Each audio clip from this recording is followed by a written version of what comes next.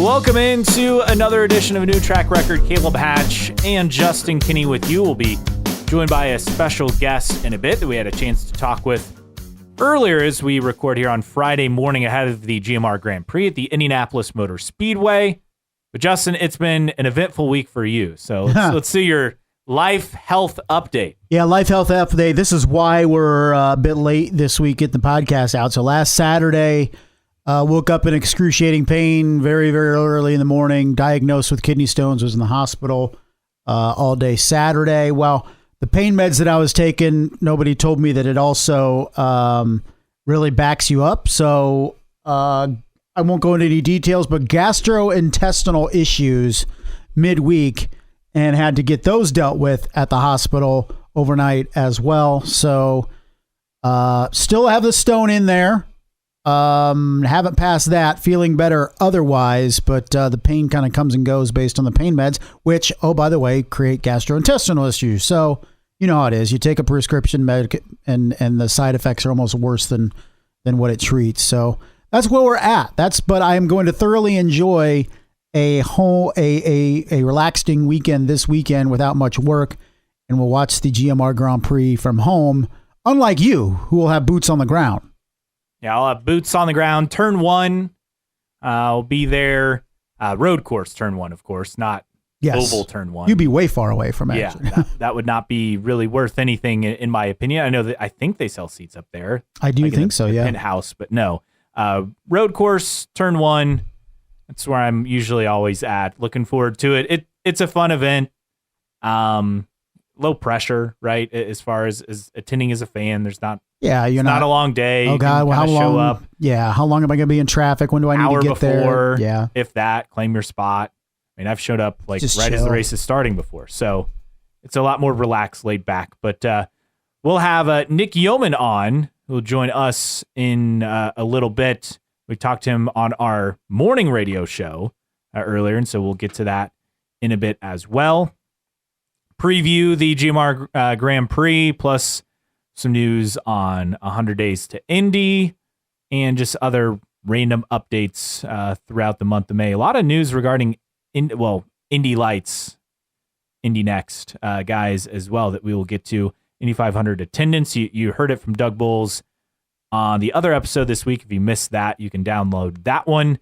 Talked with him earlier this week. He brought up attendance is trending up. In fact, even up from last year, about 1%. So looking at an even bigger crowd. So positive news on the attendance front. But with that, we'll get to our interview. Nick Yeoman of IndyCar Radio joining us on the guest line. Good morning from IMS, Nick. Oh, gentlemen, it's good to talk to you. Yes, we are happy time of year to be at the Indianapolis Motor Speedway, and just rolled through the gates about 20 minutes ago, so we're excited to kick this weekend off down here.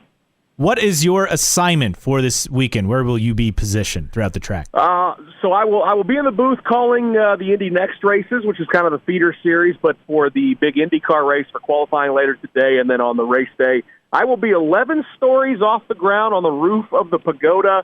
I can see the skyline of Indianapolis. I can see Lucas Oil Stadium. I might be able to see your station there in Fort Wayne. I'm so high up there. So it's a great view. It's one of the few spots where I can see probably 85% of this road course and most of the ovals. So it's a bird's eye view, and I'll be calling them as they haul the mail down Holman Boulevard this weekend.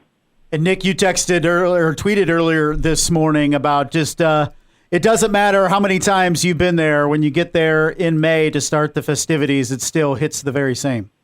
Well, and I know you guys are big race fans, so you know exactly that feeling. I mean, first time I came to the Indianapolis Motor Speedway, I was about 4 years old. So, it doesn't matter now that I'm 35 and I've worked, this will be my 14th month of May with the radio network. When I roll through the gates, I still feel like a kid here at the Indianapolis Motor Speedway. This place means so much to so many people around the state. And this time of year is so special as well as we kind of, crescendo towards the 107th Indianapolis 500. So, it's hard to not to be a little emotional and sentimental when you come to the racetrack for the first time for the month of May. I was certainly feeling it this morning, and I know a lot of race fans feel that same sentiment.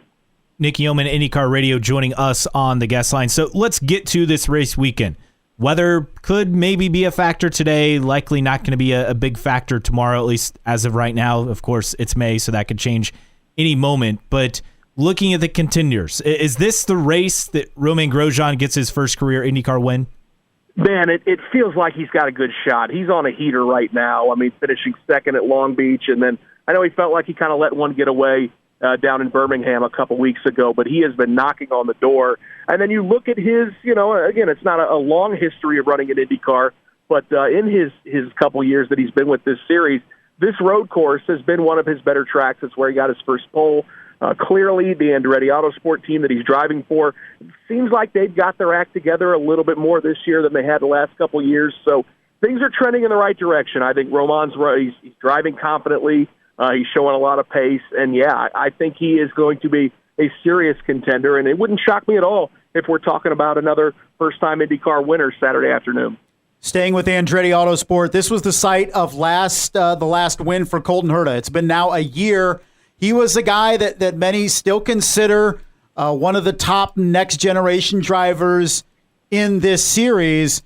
But now that we're a year drought without a win and he's struggled out of the gate this year, are we starting to feel the sense of urgency for Colton Herta, at least in 2023, to be a championship contender heading into this weekend? Oh, I would think so. No, I would say he needs to get things put together pretty quickly because guys like, Marcus Ericsson and Scott McLaughlin and obviously his teammate Romain Grosjean are off to such a strong start in the championship. I mean, some of the Aero McLaren drivers have been running better as well. So, this would be a perfect weekend for Colton to kind of right the ship because for whatever reason, some of it's been self-inflicted mistakes. He had some bad luck. That's stuffed in the tires at St. Petersburg by Will Power, but it has not been a great last 365 days for Colton Herta, and it's kind of rubbed some of the shine off of him. Of course, everyone was talking about, is he this, the next American hope to go Formula One racing? And now I'm not sure, there are some other prospects that people are looking at. So Colton's got to get things turned around, but he had a miraculous run here a year ago in the wet. So if we do see some moisture tomorrow, as you mentioned, the forecast looking a little bit better by the hour. But if there is moisture tomorrow, Colton was sliding around this place left and right and picked up a big win. But, he's got to get it going because it doesn't take much.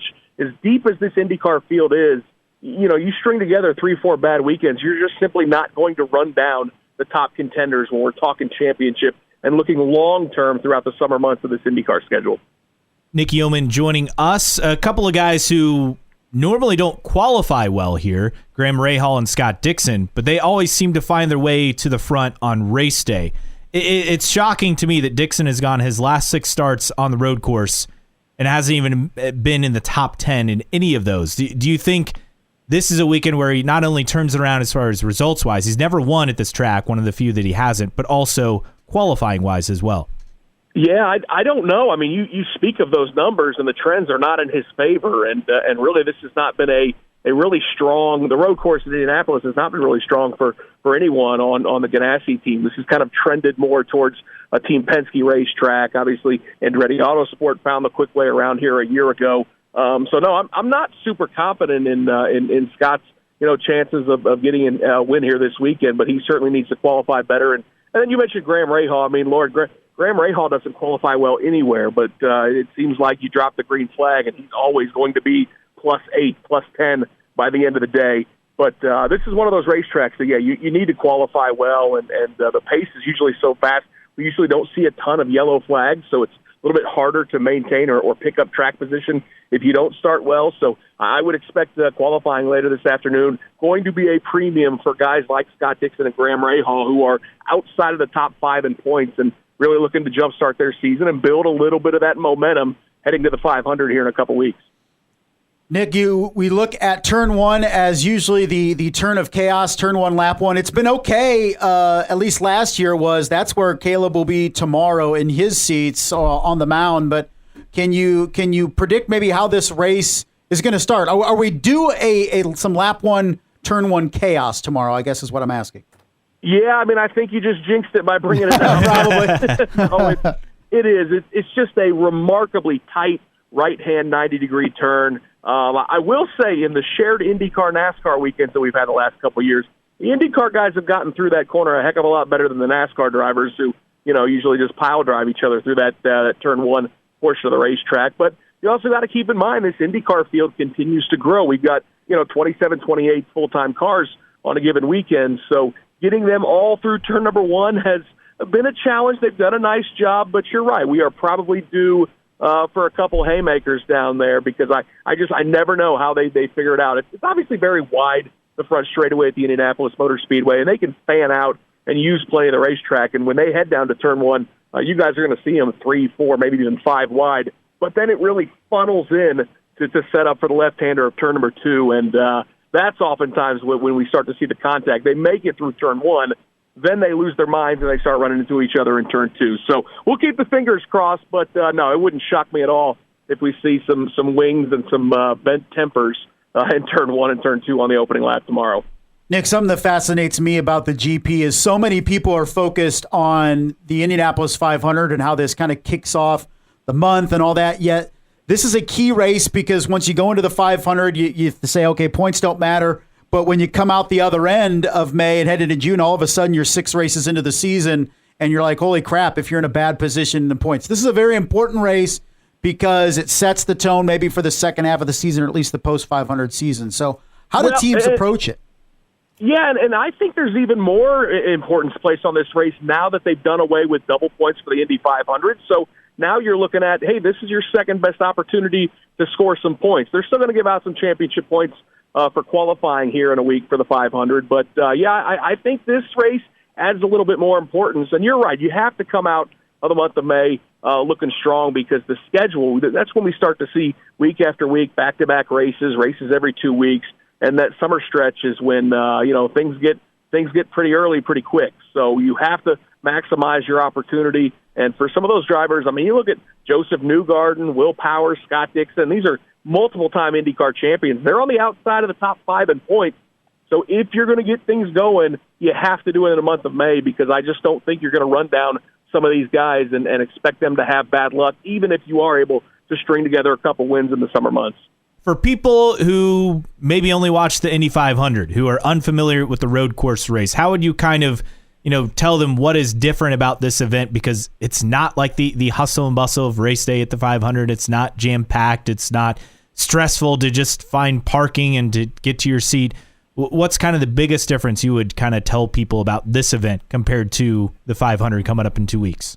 Well, I think you touched on it. I think it's a great event to introduce people to IndyCar. If you can't get out for a practice day to watch these guys turn laps at 225, 230 miles per hour for the 500, and certainly race day on Memorial Day weekend is intimidating because you got to do a lot of planning to make sure you get to the track in time and deal with the crowds. So if you're looking to get introduced to IndyCar, get up close, see these drivers do something a little bit different than oval racing, I think it's a great weekend. I always encourage fans, too, to move around. There's viewing mounds throughout the course of the racetrack, some different perspectives to see these drivers race around here. So I've always looked at this weekend as kind of a nice way to kick off the month of May. It's not as big as the Indy 500. We're not going to see the big crowds, and none of us are talking this event up as if it has the prestige of the Indy 500. But I think it's a good way to kind of slowly ease into the month of May, and it's a perfect opportunity. Bring families out, bring kids out, and introduce them to racing and not have to worry about, all the stress of making sure you can get to the track and deal with 300,000 other people on race day on Memorial Day weekend. Nick, when you return to the Speedway, what are you looking forward to in terms of the food department? What gets you going when it comes to the Indianapolis Motor Speedway on that side of things? Oh, man, you know what? I'm always a sucker for one of those giant turkey legs. They just look like Fred Flintstone hauling one of those things around. But I also got to be careful because, I got a job to do up in the corner, and the last thing I want is to have to, use the restroom in the middle of the race. So I'm usually eating pretty light, which is difficult because I'm a bigger guy, and, man, it just smells, and, the stuff you smell around the Indianapolis Motor Speedway, the concession stands, the tenderloins, and obviously those giant turkey legs. It is always very tempting. So that's what I'm going to take advantage on some of these practice days. I'm going to get out here, and I'm going to sample some of the great food they got here at the Speedway. Thanks to Nick Yeoman for joining us, and looking forward to the IndyCar Radio call for that event, as always, and IndyCar Radio in general. It's amazing how much more exciting, people say, well, sports aren't that great on the radio. Listen to a race, whether it's NASCAR or IndyCar, completely different. Definitely. Sometimes they can make a race sound a hell of a lot more exciting than it actually is. That's for sure. But I know it's customary for you where you grew up. You were used to the blackout. Yes. And so it's not as big of an adjustment as other people maybe outside the market. They say, oh my gosh, how is this still a thing? People like me. But do you remember listening to it on the radio? Oh, yeah. Yeah. As a kid, listening to it on the radio. Whether we were doing stuff on a Sunday afternoon, or also we would, watch it that night and usually kind of have, sometimes even have like a watch party or even go to someone's house to watch it, especially as I got older. So, I have a lot of nostalgia as far as listening to the race on the radio as a kid growing up. Yeah. And then later that night watching it on TV on then it was WRTV, and then obviously they flipped to WTHR in recent years, but there's just a part of it. And I have no problem with the blackout. I know a lot of people do, but here's the thing. I go to the race. I honestly just don't care. I don't care about the blackout. I like how it's set up now. I get that they have DVR now, so people who go can watch it after. But here's the thing. It's not just about filling the seats, and you actually get a higher TV rating. It's a huge TV rating. But one, because it's in prime time, so you're getting a better rating, at least in the local market. Right. But also for the radio network, that's a huge moneymaker for them to have that live across the country, and especially in Indianapolis. I mean, the only place to hear the race. That's a big deal. Yeah. And so that's a factor. Plus, for the town of Speedway, and there's an Indy Star column by Greg Doyle, their sports columnist, kind of coming around on the blackout, talking about how it means so much to the town of Speedway to have all these people come in. Now, as things change, like people are so set in their ways of just going to the race as opposed to because you can't watch it on TV. Right. But a lot of that's tradition, and that's what people are used to. If you put it on TV live, I'm fully for putting it on TV live if it's a sellout, and they're closing in. Like, there is a slim chance that could even happen this year, as far as selling out all of the reserve seats. And that could very much be in play, say, next year. In fact, I think it will be. With Kyle Larson coming in, I think there'll be a lot of buzz and a lot of hype for that, him doing the double. But I don't know if I'm a traditionalist or what, but I don't care about the blackout. It doesn't bother me. If people want to go. If you want to watch on TV, it's 2023. Go get yourself a VPN and watch it on Peacock. Like, right. The complaining about it, maybe in years past I could see it, but anymore, there are alternatives to find a way to watch it. You can figure it out. And I understand for people who are older where they used to go and it's too hard for them to get around. I understand that to that aspect. But I'd say the majority of the people complaining about the blackout aren't those people. It's interesting that in my memory of 500s when I was young, the one that I remember, and I don't remember which year this was, I think early 90s sometime. So I was around 10, 11, I think. Is my dad worked at a credit union, and for some reason that Sunday he had to run into work for a half hour, 45 minutes, and the race was on, and he piped it through the PA, through the radio. So he was working in one room, I could hang out in the other room, still listen to the race. And that's what I remember. I don't remember tuning into the 91 race or the 94 race. What I remember is listening to that early 90s race, and again, I can't remember it, on the radio at the credit union. And it's just kind of weird on what you remember, what you don't remember. But to your point, that one of my few memories as a kid of the Indianapolis 500, and it wasn't live, it wasn't on TV, it was radio. And it goes to show you the power of radio and audio, as far as, like, I remember listening to bits here and there, and I think my family, I forget what we were doing that day, but the 2000 Indy 500, I remember catching pieces of it on the radio, and I think we went and did something that day, and then came back to the car and listened to the race on the radio. Oh, is Juan Montoya still ahead? Yes, he's still dominating. I still remember that. Yeah. Like, whereas, you don't have that same kind of connection as far as with other things, as far as watching on TV. I guess. Like I do with some other events because you're very like the Kick Six. I very much remember where I was at watching that. That's a college football thing for people who aren't familiar. But I was in the press box at Lucas Oil Stadium for state finals football, and hearing people just go crazy. I didn't see it live. But people going crazy that weren't covering the game I was covering, that were waiting or whatever. And that's what I remember. So those types of things you remember where you were, right? Yes, exactly. But I also will say is my approach to the blackout. It's different for me because I didn't grow up in the Indy metro area like you did, so I'm not used to the blackout. Is if it's being used because they feel like more people wouldn't go to the race, I don't really buy into that, because I still think in 2023 the Indianapolis 500 is one of those events. Very few sporting events, I think, still transcend television, that you say that it's still a better experience to go to the Indianapolis 500 than watch? Without a doubt. It is to anyone who loves racing or even just loves like the event. Like I've had people go in our group over the years who like, that's the only one, they went to the 500 once, and it's like they're a lot of these people aren't even a race fan. And you're maybe not necessarily converting them to become an IndyCar fan, but it's an event. It's to say, hey, I've been to the Indy 500. Right. And if you grew up in the Midwest or have any connection to the Midwest or any connection to motorsports, that's still a big deal. Yeah. And will always be a big deal. You talk to any Midwesterner, it's either have you been to the Indianapolis 500, and usually you have at least one person in the group, you got to go. You got to go at least once, right? So with changes in technology and all that, and it's so easy to just, instead of going to an NFL game, watch it on TV, or instead of going to a baseball game, watch it on TV. It still is an experience to go to the Indianapolis 500. And I remember back in the day when I was a kid, they still had the blackout rule enforced for like Colts games, because the Colts couldn't sell enough tickets, and there were games that you couldn't see. I remember that. They could not sell enough tickets when they stunk. Yeah, I remember that. Man, it doesn't seem so long ago that was a thing, right?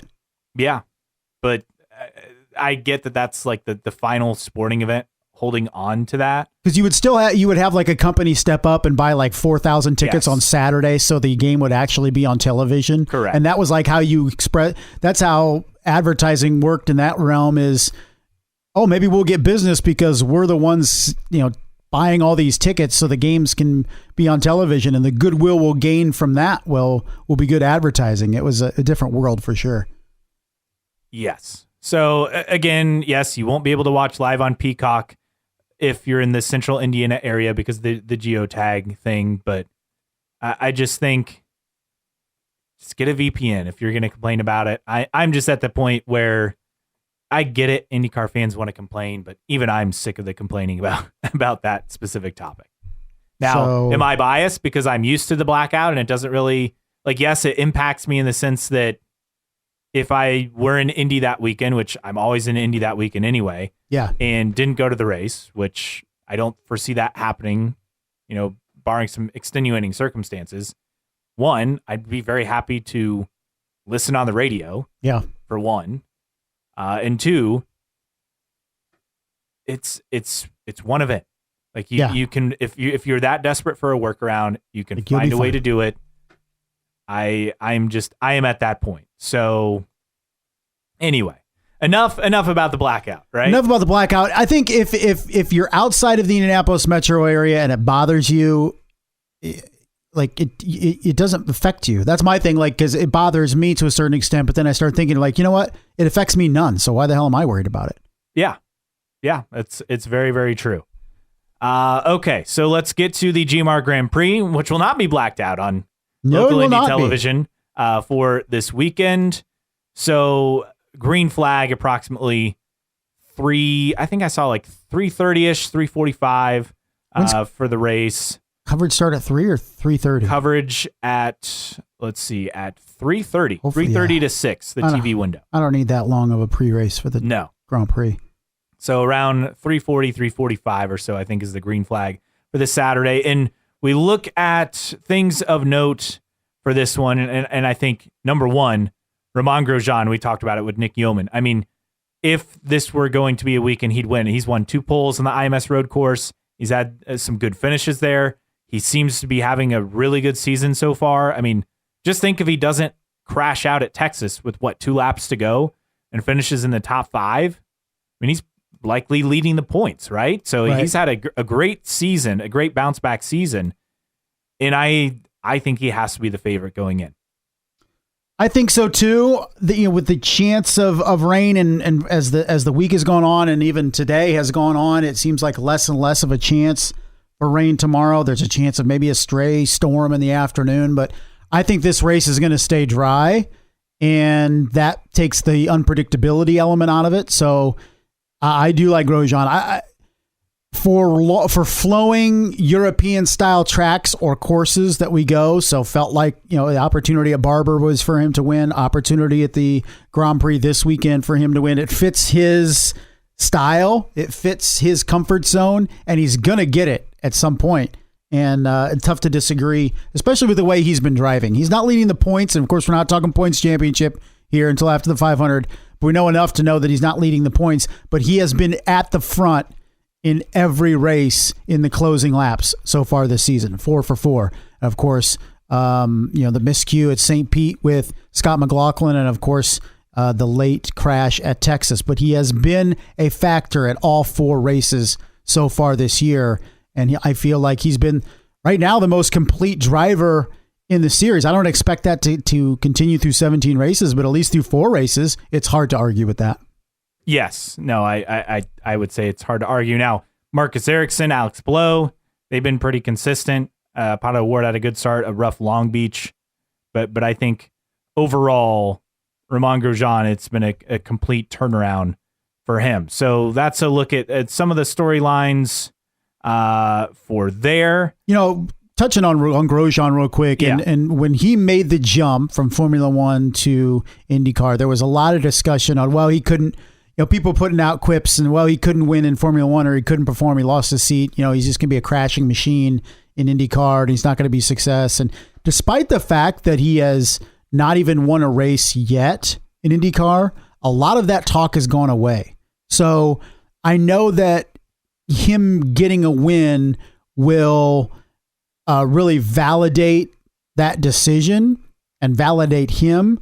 But I think he's already proven a lot of people wrong in how he has raced in this series for 2+ years, because around the time he made that switch, there was a lot of people talking about how he was going to bring his style of crashing and aggressiveness and taking himself out and all that stuff to IndyCar. He's had some moments, but overall he's been a solid addition to the field, and a lot of those criticisms have gone away, even without winning a race. Yes, and I think he will win a race. It's hard to believe he hasn't won a race since like GP2. And what was it, like 2010, 2011? Yeah, it's been over a decade, I think, since he's actually been on the top step of a podium. So if and when that happens, I'm sure it will feel like a huge relief for him as a race car driver. Yeah, and like him or not like him, I find it hard for anyone to not want to see him get a win.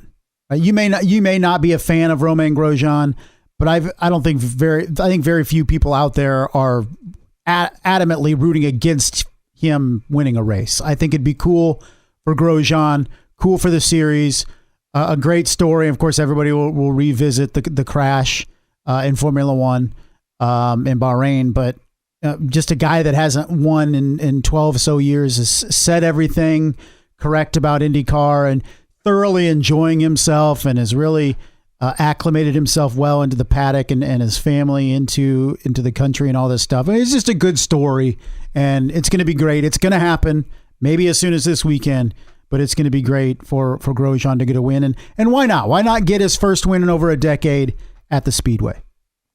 Okay, some 3 key stats courtesy of Chad 200 that he puts out before every race and for the GP, and we talked about it with Dixon. Dixon's last 6 starts here, 12th, 15th, 16th, 26th, 21st, and 20th.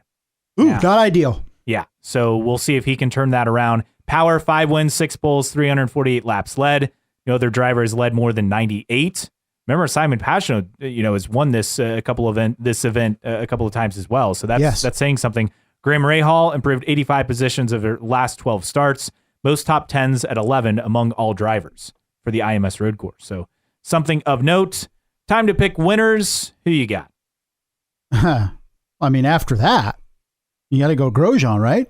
Yeah, is that who you're picking? That's who I'm picking. Well, if you're going to take Romain Grosjean, you can take him too. Okay, sure. There's no real. We can both be wrong. I am rooting for Romain Grosjean. I found myself actively rooting for him at Barber.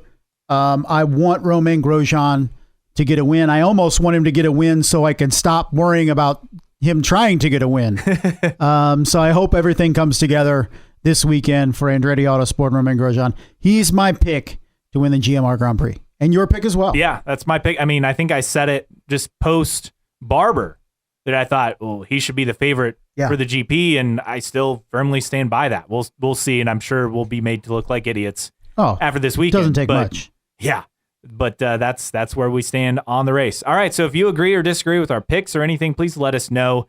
You can reach us, newtrackrecordpodcast.com. While you're there, sign up for the email list. It is free to subscribe. We'll send out new episodes and any special announcements. Plus, check out the store. We have T-shirts. If you want a T-shirt before the Indy 500, make sure you get that order in soon. Also, stickers for sale as well. And you can find us on Patreon, patreon.com/newtrackrecord, and be a supporter as little as $1 a month. Thanks to Xavier, Rob, Stitch, and others for their support, and others for chipping in as well. And you can always find us on social media, IndyCar Podcast, the handle on Instagram and on Twitter. And on Facebook, just search for New Track Record. Our email, newtrackrecordpodcast@gmail.com. And you can always listen for free on your favorite podcasting platform, Apple, Spotify, Google, Amazon, Overcast, CastBox, what have you.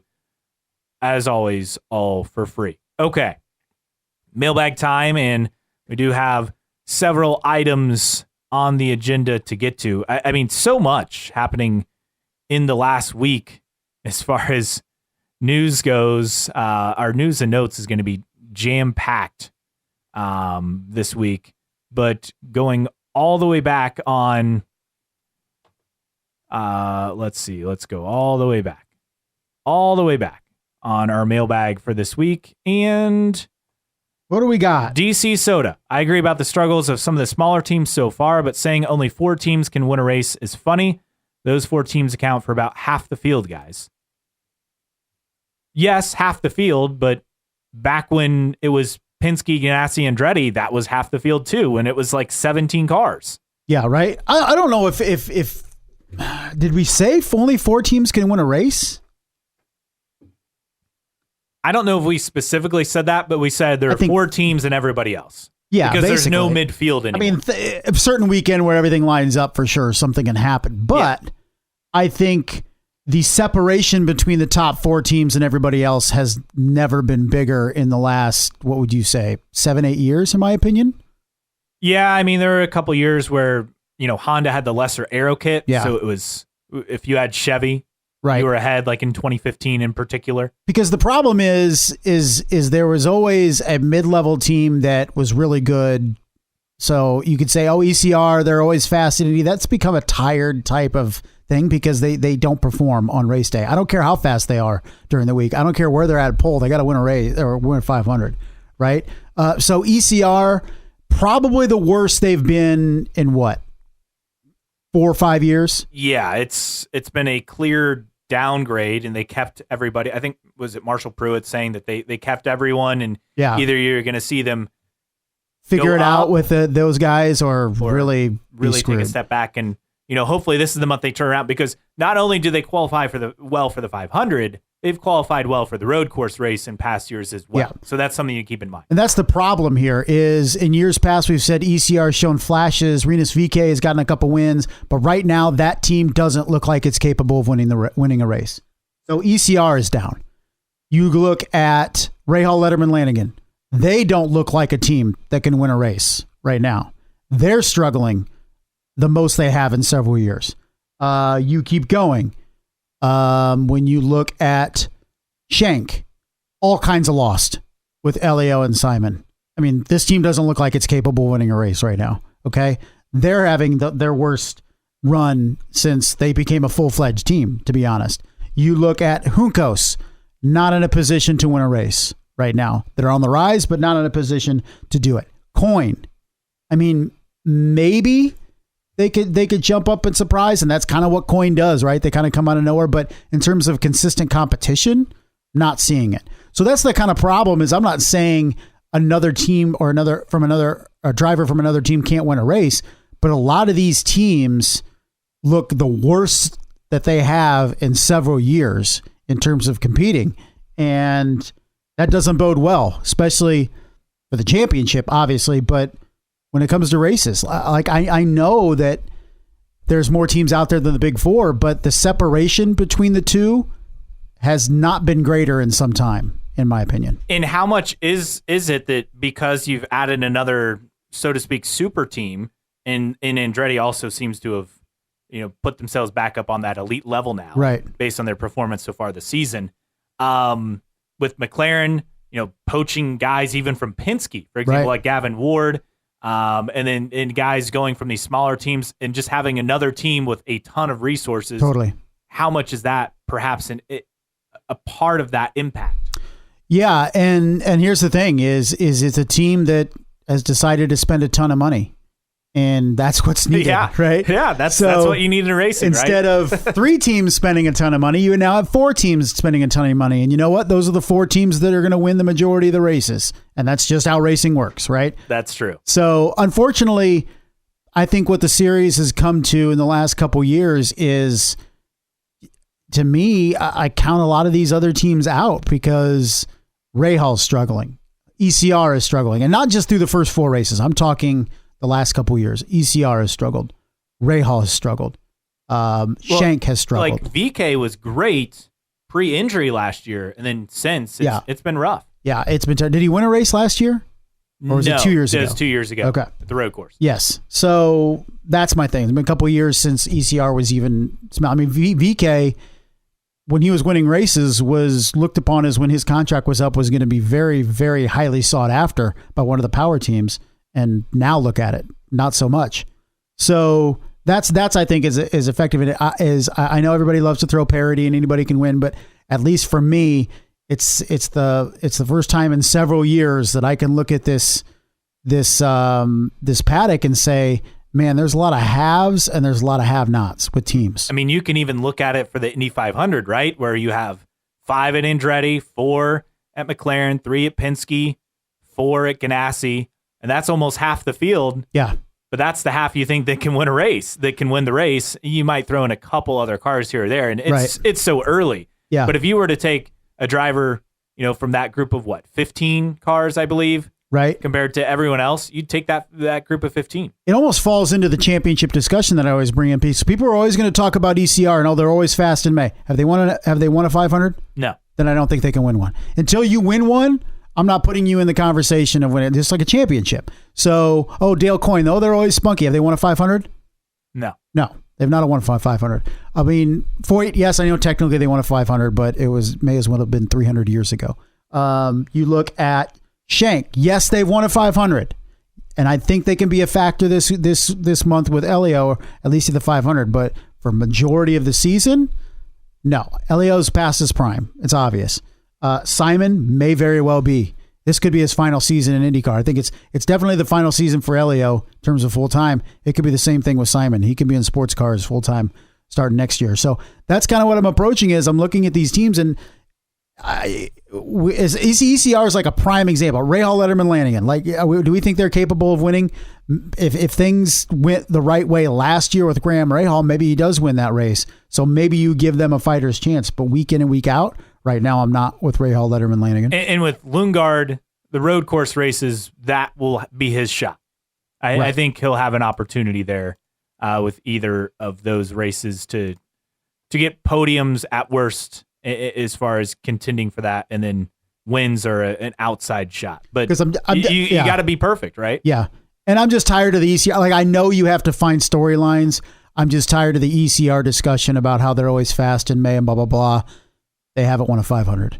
I don't care what you do in practice. I don't care what that team does on qualifying weekend. Win a race. Outside of 2018, Ed Carpenter, when he finished second, but Power beat him out on the final pit stop sequence. I mean, that was their chance, and unfortunately did not go their way for that team. 500 Indy 1911. Churchill Downs is the Augusta of horse racing. Yes. Thank you for tagging us in that. That's perfect. When was somebody going to compare a facility to the barber of something? Probably never. Right? Probably never. Probably not going to happen. Yeah, I don't know. Maybe the Belmont Stakes will say they're the Belmont of horse race, or the barber of horse racing. A lot of replies on the F1 race from Miami. I posted the gif guy of the sleeping guy and then sleeping wakes and up then and waking up claps? clapping. Yes, watching an F1 race. It's So still sitting in DVR hell for me, by the way. yeah, I watched about the final 15 laps and it was hard to pay attention. I was trying to stay out of. I was working that day, trying to stay out. I don't want to know anything, and then it popped up on my phone and saw Max Verstappen won. I was like, okay. Yeah, why bother? I'm thinking, hey, ninth, maybe something happens. Maybe he Right? doesnn win. No. No, he won. Daniel SEM 2004 says the only exciting thing was hoping for some free Chipotle, but even they made it bad. Yeah, talking about Haas. Ben Smith for real said, really? Lee J. Walker 4. That's actually what happened to me. Didn't realize the wife came home and changed the channel. I am analog. I sat down to watch it, then realized it would probably be more entertaining being outside and getting destroyed by pollen. Yes. NK Harden. Didn't watch a second of the F1 race, but I'll assume Red Bull led every lap. I believe that's true. Max was in the top 2 within 10 laps. I think it took a little bit longer. Red Bull won by at least 20 seconds over the next car from another team. So 2 for 3. And box this lap 2X. I did actually fall asleep for the middle 15 laps. So, yeah, and because the bad thing is, at least in the morning, when you watch majority of F1 races overseas, you're getting up, you're drinking your coffee, blah, blah. Like 3:30, that's prime nap time on a Sunday afternoon. Correct. And nothing can put you to sleep than a Formula One race this year. And it was the perfect elixir for some people who were trying to get a good nap in. Yes, I was trying to stay awake because if I take a nap on Sunday afternoon, that really messes me up for going to bed that night. You posted this poll calling it the 2 weeks of the Speedway, the month of May. 78% said shut up and go with it. 22% it's false advertising. A lot of votes. Well, what went my way was why I brought that up is because I think I was in IndyCar on NBC or even IndyCar put up the schedule and said something about what a month it's going to be or get ready for the month, and it was just a 2 week schedule. Yes, and I'm like, I know it's technically the month, but then it's also technically just 2 weeks. I know, just roll with it, but it's still kind of weird to me. Hickey 93. Surely there's more important things in the world to worry about, right? Rhetorical, so we won't even answer it. Yes, because I responded to Hickey because I was like, well, this was in the middle of my my kidney stone trauma, so I was running out of relevant things to do. So I was like, I'll just throw up this poll. Thompson 419, Mike Thompson from Beyond the Bricks. No problem with it whatsoever since it's being held in the month of May and there are no IndyCar races held at any other track during the month. That's a good point. Poet Shevchenko, I think it's okay now, but if I don't advocate to expand it closer to the full month, then more of the discussion will be about how it is okay to further shrink it. It's a good point. We've seen that happen over the years. DC Soda, I really don't care much, but they also aren't anywhere else during May, right? There's already events going on. Even if cars aren't on track, I don't think it's false advertising at all. Yeah, I mean, technically it kicks off with the 500 Festival mini marathon, right? That's true. TG Van Horn, a tip of the cap to the glory days of long ago, 30 days in May. Yes, I've never experienced that, so. Could you make a point that it maybe officially, unofficially starts with the open test? You could. Yeah. You really could. Now, that's not in May, though. No, but it's in late April? Yeah. Yeah, I think it's close enough. So I think you can make that point. Now, the problem is, though, they do race weekend after that. So it does make it a little bit tricky as far as how you go about it. All right. So I got to get to this email because my apologies for forgetting to get to it last week. So it's been a while. Okay. So let me scroll all the way back and make sure I get to this because I forgot it last week. And that's just another week of forgetting it, and I don't want to keep forgetting it time after time after time. It becomes irrelevant. Yes. So that's the biggest factor by actually getting to the email because we're going back to April now. So this is really bad. All right. Joe Deppy. Hey, guys, I was intrigued by your discussion on the sale of IndyCar and the future of the Indy 500 as a standalone event. For the record, I think it's unlikely, at least while Roger is still alive, but a standalone event that could be used as a concept comparison is a little 500 at Anderson Speedway. USAC killed pavement racing for sprint cars almost 10 years ago now, but the Little 500 is well attended, has around 40 entries every year, which include top USAC drivers.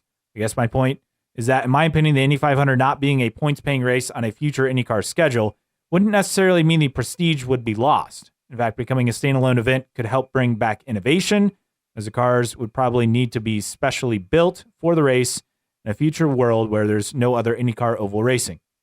Interested to hear your thoughts. Keep up the good work. Love the podcast. Thank you, Joe. I mean, look, it used to be more of a standalone event. Yeah.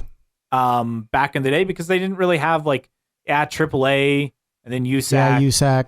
But the series really didn't expand, much until the 60s really is when they started adding. And then by the 70s, it was run by USAC and you had a full schedule put together, and then kart after that. And then you had the split. So I think as a standalone event, it would be helpful to go back to the days of specific rules for that. Mm-hmm. And not just saying lack of rules, maybe. Yeah, and not just doing these are the super speedway rules like they do now, like for Indy and Texas and whatnot. I'm for that for sure. I agree and disagree too. I think let's say the Indy 500 was a standalone event. I think there's a place for it to still be a place where you have alternative energies and alternative formats and different constructors and engines and companies and all that. But I don't know if you can ever get back to the quote unquote old days where it was really run what you brung, right? More run what you built based on regulations and safety. Like, you could get away with running some of the most dangerous technology on the track back in the day, right? Like, you could show up with a jet engine and try to, right? You could show up with just an exotic basic design. You could have stuff with no wings and all this stuff. And like, the safety element of things, if somebody showed up next year, if it would, let's use this for example, showed up next year, if there was open regulations, is I want to run a hydrogen powered car. It'd be like, whoa, like hydrogen, like that could explode, right? Now you could say also gasoline, ethanol can explode, but they probably aren't going to let you run a hydrogen powered car, at least in the sense of if it's highly flammable or whatever, right? There's safety, there's regulatory things. Go back 40 years ago, yeah, they probably weren't, monitoring things. They definitely weren't monitoring things as much as they do. So I think there could be innovation. I just don't know if it would ever be true innovation like what we saw back in the day. But if you open it up to businesses and corporations and all that stuff and, did it that way, I think there's a market for it, but I just don't know if it would be as successful, as popular as the 500 is now. And even then, it's far from being as popular as it used to be. All right, that wraps up the mailbag. Time for news and notes and a ton to get to. And there was a ton.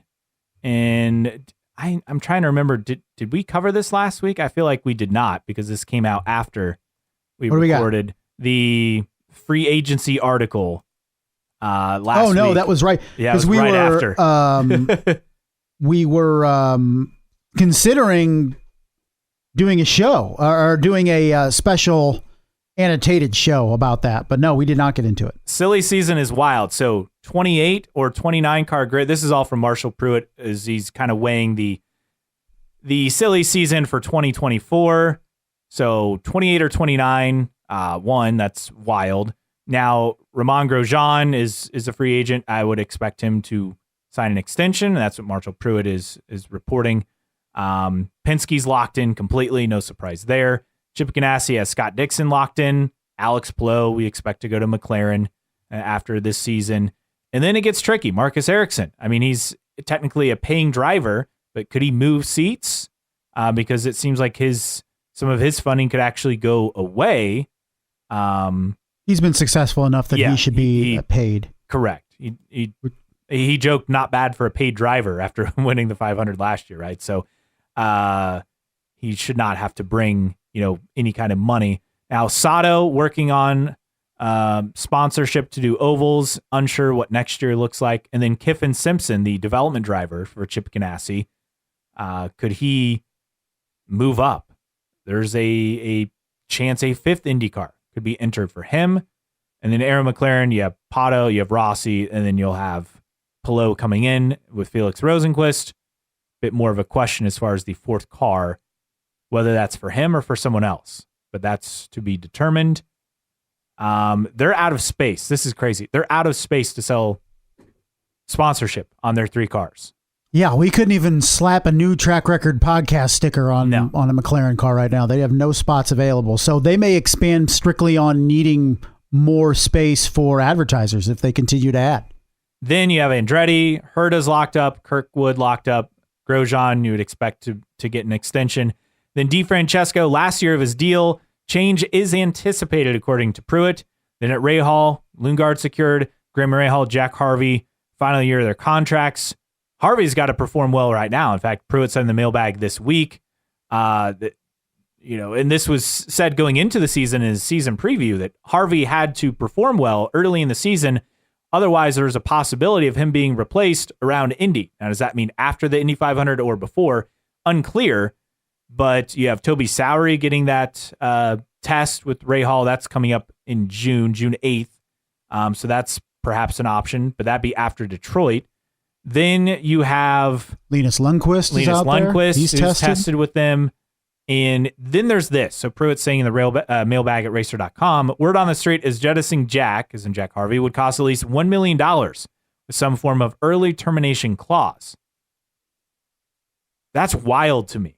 Yeah, whoever got that contract for Jack Harvey did a damn good job because that may prevent RLL from getting rid of him because that's a lot of money to jettison a driver mid-season, and that doesn't even include having to pay for the new driver or if they bring money. So that's a significant investment to get rid of somebody. So that's going to be something to keep an eye on. Yuri Vips is another guy name being thrown around. He's also tested for RLL, but there's some major changes coming to that team. I don't think that anything's getting turned around anytime soon. The fact that we get excited about one decent run for Christian Lundgaard really shows you how terrible that team as a whole has been.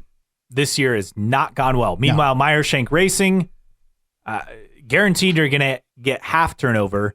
Most likely you could get total turnover with that team. Tom Blomqvist, who's an IMSA, he's been repeatedly mentioned, is headed to one of the team's IndyCar seats in 2024. He's 29 years old. This is not a surprise, right? He's tested with them. It seems like a all but a done deal. Then Marshall throws this out. If Rahal moves on from Harvey, would he be welcome back at Meyershank Racing, where he had a podium result. He had some success. It was building, and then he left and has not gone well. I don't know. Is that an option? Then driver changes at Dale Coyne. Could HMD, the HMD aspect, break away for their own team? They have like a million cars in Indy Lights right now. They do. Ed Carpenter Racing, Juncos Hollinger Racing. Obviously, you would expect Callum Ilot's going to be coveted, as if we mentioned. In fact, he goes on to say that a lot of teams, he's on the radars of Andretti, Ganassi, McLaren, Meyershank, and Rahal. Rumored to be of interest to Team Penske before Will Power even got his new extension. So that's saying a lot as far as if he's unclear. Now, I think I read Nathan Brown a few weeks ago had an article talking about Ilott, and like technically this is the last year of his deal, but there's other wording that it's unclear beyond that. But he is going to be coveted. And then Marcus Ericsson. He's apparently his backer, as I mentioned, done with bringing sponsorship after the season. So that's going to be a factor as well. He's the guy who should be hired on talent at this point.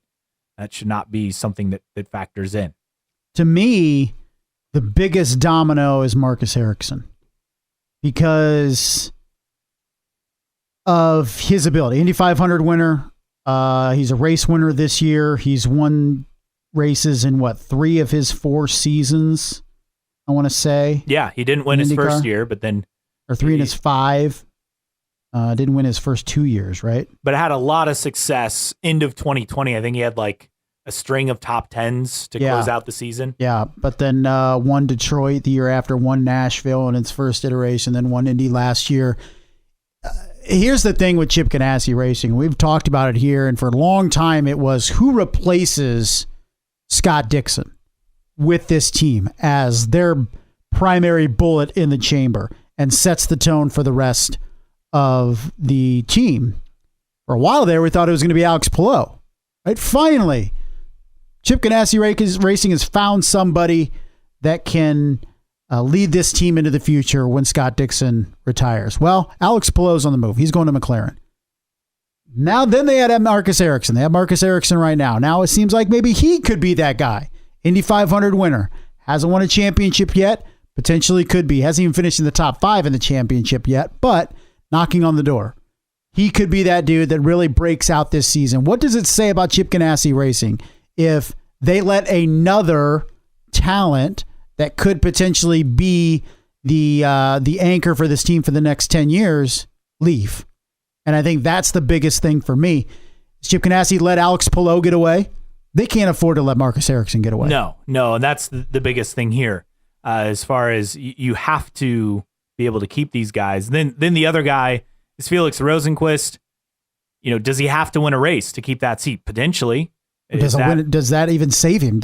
I don't know. Winning Mid-Ohio save him from losing his job? He's not even keeping his seat because he'd be going to a 4th car. Right. But and Pruitt says, I'm not completely sold on Rosenqvist being the key to whether Aaron McLaren would push out to 4 full-time entries. I think it's just best available. Even mentioned Mick Schumacher. Said to have an eye on IndyCar, which would be fascinating to have him in IndyCar. But, Felix, could he go back to Ganassi? Could he go to Andretti? Like, either way, I think there's a market for him. He's a good driver, but you need to see consistency from him. And then David Malukas, another guy who Pruitt brings up as far as he'll be a factor in free agency. Again, could they start their own team or stick with DCR? That's a possibility. Graham Rahal, a free agent. I'd be shocked if he goes anywhere else. Me too. Personally. Yeah. Linus Lundqvist has some interest, been associated with Meyershank and Rahal as a possible contender. Even Oliver Askew mentioned out there, it'd be pretty hard. And then as far as he closes it out, you have 28 or 29 entries is a outside shot. Is that too many cars? I'd say so. I agree. Able Motorsports, could they expand beyond just doing the Indy 500 this year? And then Cusick Motorsports wants to expand. Pareto Autosport, wants to do more races. We hear this every year until it happens, though. Yeah. I'm a believe it when I see it. Yeah, it's only May, and we don't even start the season until next March. But these articles used to not even come out till like July Right. in the gap. Yeah. And then we'd Now have a there's so lot much. settled at Mid-Ohio. That was always kind of the flashpoint for silly season. Now we're getting it before the season and before the Indy 500, which is wild. This keeps getting earlier and earlier, which is Not a the bad way the thing. business is going for sure. I have a hard time getting excited about 28 or 29 cars. Like, folks, eventually there's too many cars. The series is already up against it at a couple venues with 27 full-time starters. 29 is too many cars starting every race. 28 is too many cars. You could argue that 27 is too many cars starting every race. So what's really the cutoff point where IndyCar says, look, we're going to start having knockout qualifying at every race if we're showing up with 28, 29 cars? Meanwhile, Jimmy Johnson, undecided if he returns to the Indy 500 in 2024. IndyCar Deep Throat telling me a week or so ago that was a possibility that he could come back as far as return to the Indy 500 for competition. Speaking of the Indy 500, other notes to get to. Scoring Pylon has a new look as they've given it a facelift. Also, the parking sold out. Parking and camping sold out for race day and race weekend for the 500. That's not really a surprise. They unveiled the new pace car, a Corvette hardtop convertible, Z06. It has, I believe, the most horsepower of any road car. Nice. Highest horsepower naturally aspirated V8 engine ever to hit the market in 670 horsepower. Is that not more than an Indy car? Yes, it is. Because aren't we talking about the new engines would get back up to like 700? Yeah, would go or up. 800, That's wild to me. So that's cool. The Corvettes, look, everyone's like, oh, it's just another Chevy product. Well, yeah, they have an official deal with the Speedway. Yeah. And these cars they've rolled out in recent years have been absolute beasts. They have, and this year's model, or maybe it's in the last year's model now, like looks as supercar-esque as a Corvette has in a long time. Like I still will see a Corvette coming from 200-300 feet away and going, what kind of supercar is that? Yeah. No, it gets me every time. I know. And then it's like, oh, it's a Corvette. Here in Fort Wayne. Then I'm thinking, wait, is that a Ferrari or is that a Lamborghini? Is that a McLaren? No, it's a Corvette. It's just so striking, the body type with these. Yeah, it's a phenomenal car. Speaking of IMS, Able Motorsports, they're there in Gasoline Alley with the number 50. So yes, no sponsors on it. Speaking of our stickers, somebody slap one on the side pod of those. On. That thing. Make sure to get a picture before it gets ripped off and you thrown out. Ernie Francis Jr. will not participate. That entry will not participate as well for the lights race this weekend. He suffered a fractured wrist from opening lap contact back at Barber. So unfortunately, he will not participate. So that's a bummer. That's tough, particularly for his championship. Correct. All right. So that's a look at some quick items. Let's get to other news items. Lewis Hamilton and IndyCar. I'll believe it. Does this move the needle for anybody? It doesn't me, because it was all over social media and people kind of grabbed it. It was like a throwaway quote. Yes. Like the most we're going to get is Lewis Hamilton driving an IndyCar around Road America.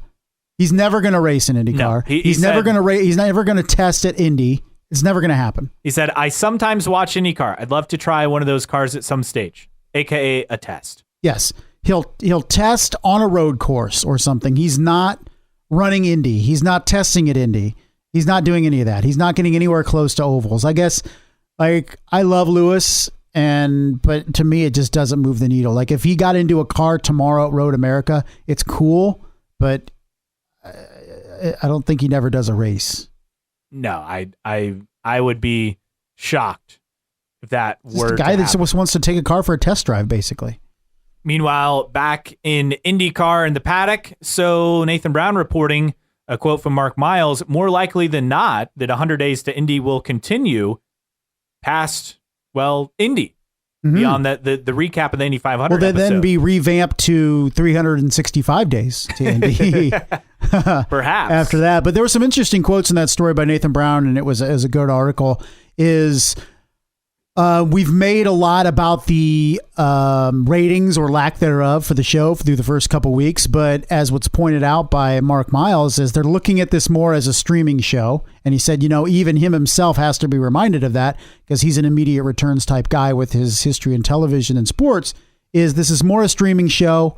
And yeah, we're putting it over the air, but we're also trying to get people to go and watch it via stream and other ways. Basically, it's been 500,000 TOD per episode. Is that kind of what I'm understanding? Yes, when you factor in both airs plus streaming numbers, plus streaming and all that. And he said the goal was kind of 300, 400,000. So they're surpassing that. They're surpassing that, which is good news.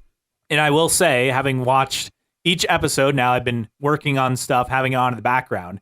Outside of the first 20 or so minutes of episode 1 where they're having to introduce everyone, I feel like they've done a great job of showcasing IndyCar between making it look cool, also making it look accessible, and kind of getting inside these drivers' lives. I think it's been a good addition.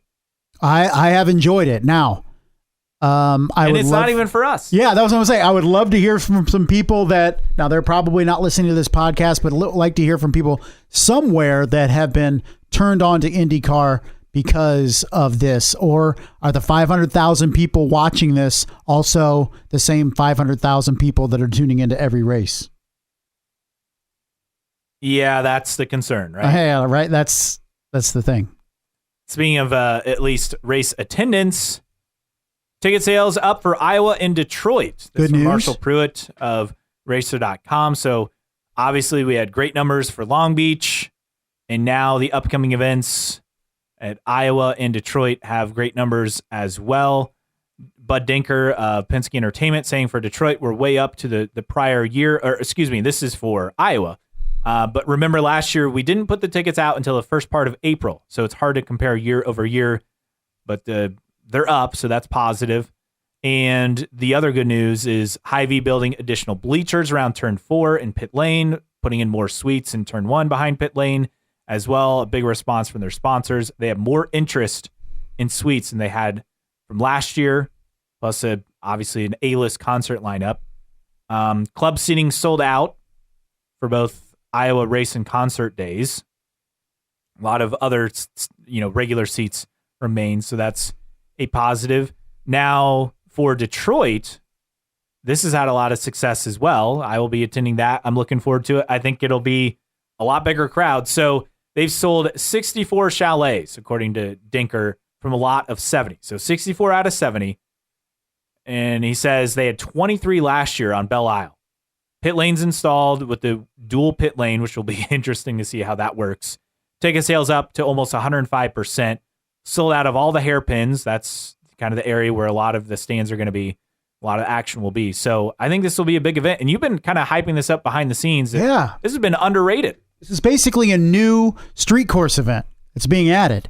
And the amenities and the hospitality and all that stuff are going to be up exponentially from what we were used to at Belle Isle because of the limitations of the island and the configuration and what the series was able to do. So I'm truly excited. I think this has the potential to become one of the biggest events of the season for IndyCar each and every year. Of course, the home of General Motors. Roger Penske has so many connections in and around Detroit and growing his empire. And I think there's a lot of potential there. You have a lot of motorheads, right? You have a lot of people that are interested in IndyCar and around that. And it's not a terrible place to get to from where we're at. What was it? 3.5 hours to Detroit from here. I mean, you're coming from Indy, you had 4.5. So it's not that bad of a drive either. And it's going to be exciting too. So a lot of energy, a lot of excitement around a street race. And so much has been made in Nashville for good reason. But man, I don't think Detroit's getting the hype that it deserves. All right. A couple other items. In fact, Will Power saying this, the Detroit circuit, it reminds me of Nashville. I think that's a good thing. I know a lot of people disagree. Tweets of the week time, a couple to get to. First off, from HG_BK Brian Kelly, who's with the shop. Reed diffuser at the IMS troughs. Roger really has thought of everything. Yes, anything and he posted everything. A picture, so that's great. Elizabeth Blackstock, Eliz_Blackstock on Twitter. I believe she writes for Jalopnik. Me, can I go to the greatest spectacle in racing? Mom, no. We have the greatest spectacle in motorsport at home. The greatest spectacle in motorsport at home, and it's a picture of the $42 Wagyu steak sandwich at Miami F1. Man. That's just a ham and cheese sandwich on a sub bun. We talked about that on our morning show, just the extensive, insane prices, like stupid. I don't care if it's VIP area or not. That's stupid money to pay for food. And then Colton Herta, Brad Pitt got a super license before yes, he did. me. Tough. Now, what's funny is that tweet was since deleted. Oh, really? Which I find really, really funny. Not Herta's tweet, but ESPN F1 was the tweet there, and that has since been deleted. But yes, that was by far the tweet of the week, tweet of the year. To be honest, in IndyCar, I don't think you're going to top that. In reference to the movie that's being developed about Formula One with Brad Pitt, to the extent that he is, going to be driving a Formula One car to get some footage for the movie. So that wraps it up. Time for tweets of the week. Time for random split air driver of the week. Now, I have my split air driver of the week ready, but we have some breaking news. Oh, Caleb. I love breaking news. Posted by Marshall Pruitt this morning. We're talking Friday morning.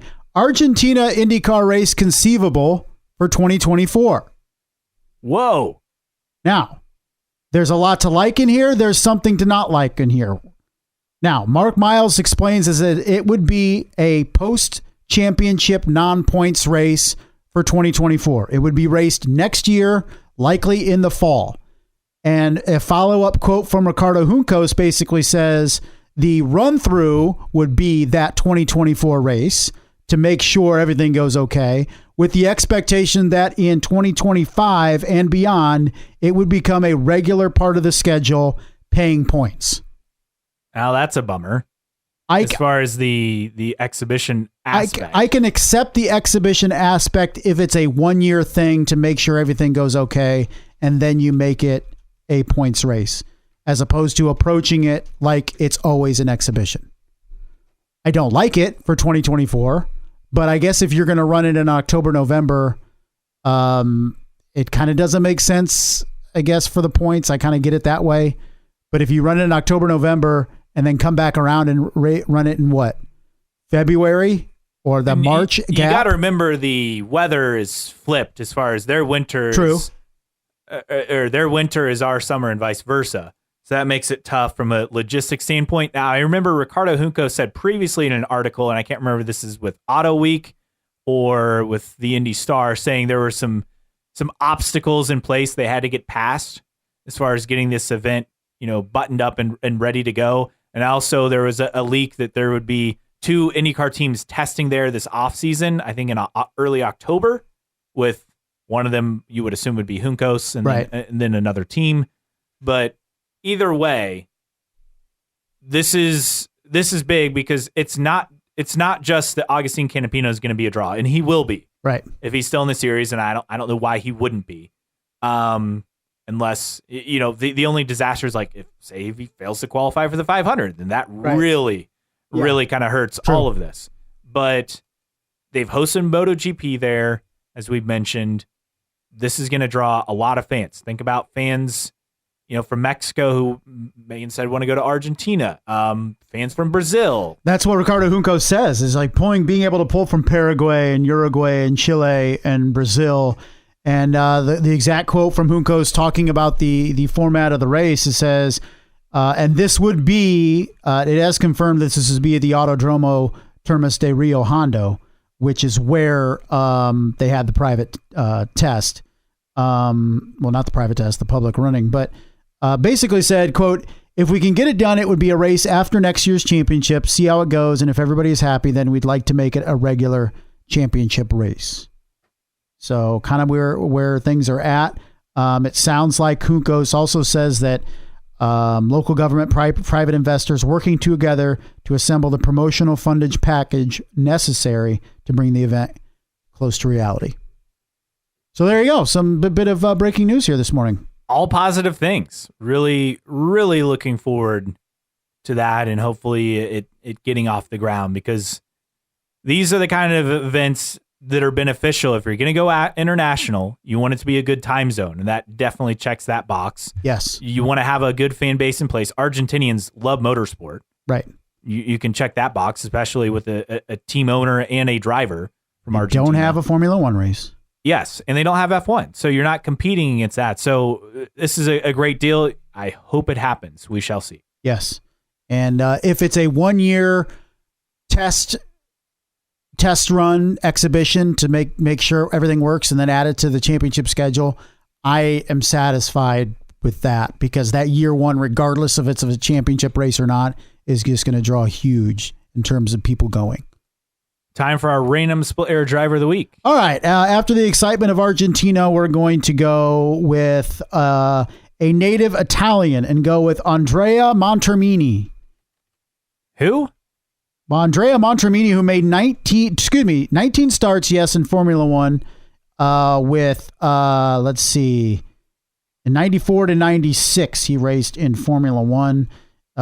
He was with Ford Simtech. He was a Pacific Grand Prix and Ford Grand Prix. He raced multiple times in multiple years in kart. Euro Motorsport, Peyton Coyne Racing, King Racing, Project Indy, All-American Racers, 5 years, 5 different teams. But I was talking about 1999 when he appeared in 4 races with the All-American Racers in Vancouver, Laguna Seca, Houston, and Surfers Paradise. The year before, that was the only split era year that he was in open wheel racing, at least in North America.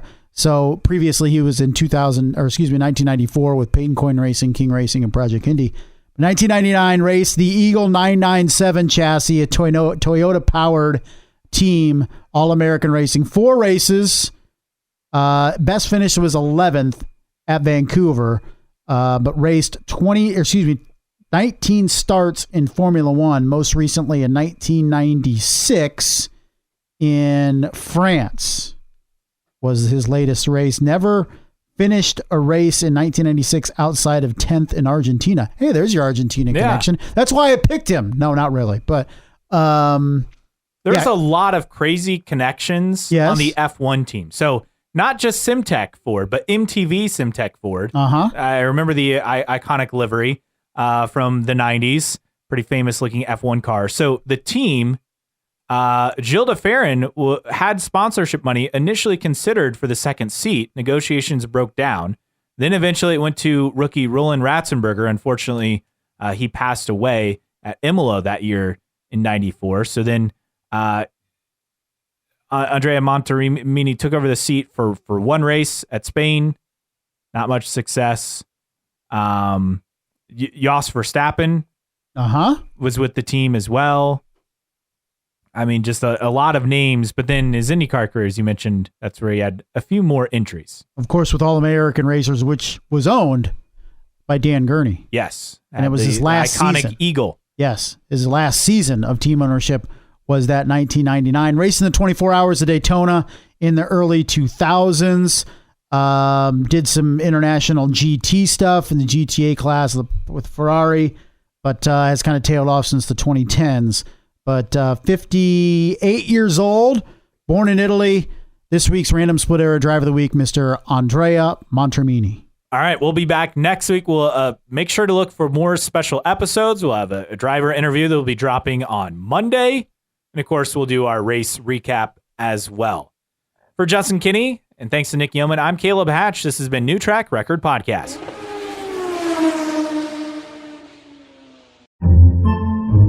Podcasts by Federated Media.